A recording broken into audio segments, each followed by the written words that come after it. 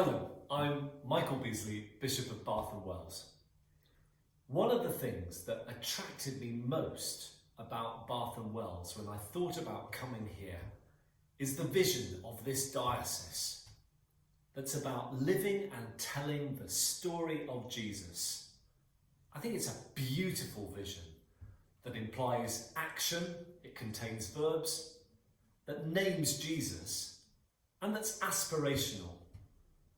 I want to be better at living and telling the story of Jesus by the time I die, but I've got a long way to go to get there. So I think we have a cracking diocesan vision together. But we need to turn this vision into action that makes a difference in the lives of our communities, our churches, our schools, our chaplaincies. And therefore, I've been asking people around our diocese to consider 4 what you might call stakes in the sand of how we can take the vision and turn it into flesh and blood. So let me tell you what my 4 stakes in the sand are.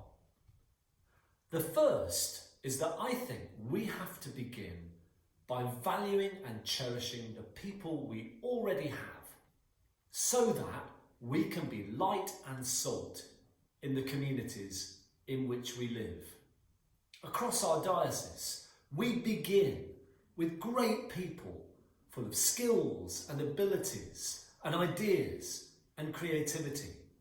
So I want us to start there with the people we already have. My second stake in the sand concerns how we form Christian communities. We used to think that the way to grow churches was to invite more people to come along to what we already offer, usually on a Sunday morning. And sometimes that happens, and it's wonderful when it does. But as I've travelled around the diocese, what I see very often is that our traditional Sunday morning offering is just not connecting with young families, children, young people. Yet, when we offer the substance of our faith, but in different forms, maybe we offer worship in a slightly different way, or at a different time, or in a different place, then that seems to connect with a whole new group of people, many of whom we've never met before. Perhaps you've experienced this if you've set up a messy church where lots of people turn up and you think, where have they been? But they're here. This is amazing. So my second stake in the sand is to ask, how can we develop new worshiping communities, new Christian communities that offer the substance of faith but in a different form and that connect with different people? My third stake in the sand concerns shared local ministry.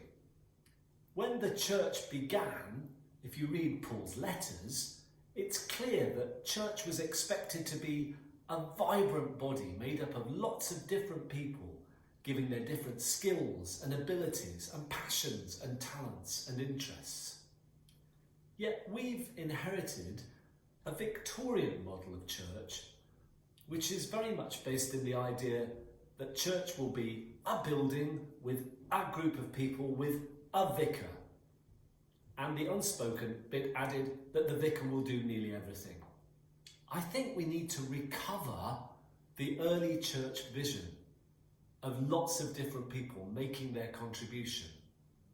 Yes, to make use of all the people we have, but also recognising that our context is changing and that many of our parishes are now in multi-parish benefices, where the old model just doesn't work.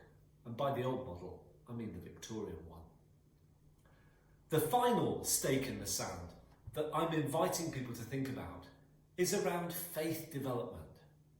What I see as I go around Bath and Wells is that we're really good at saying to people, why don't you put your toe into the water of faith? Come along and try something. What we're a bit less good at is saying, you put your toe in, how about going ankle deep, or maybe even knee deep, or plunging in all together? Now, I think churches do best when they can offer pathways for folk to make that kind of journey. And I'm inviting everybody to think, what are the kind of pathways that we offer where we are? So, for example, a family brings a child to baptism, putting their toe into the water of faith. What do we offer that family? What do we offer that child next, so their faith can deepen and grow? These are my 4 stakes in the sand, and I'm so glad that we have the opportunity to think about these, discuss them, amend them, maybe suggest better stakes altogether. We'd love to hear from you, to understand your perspectives, so that we can live and tell the story of Jesus together.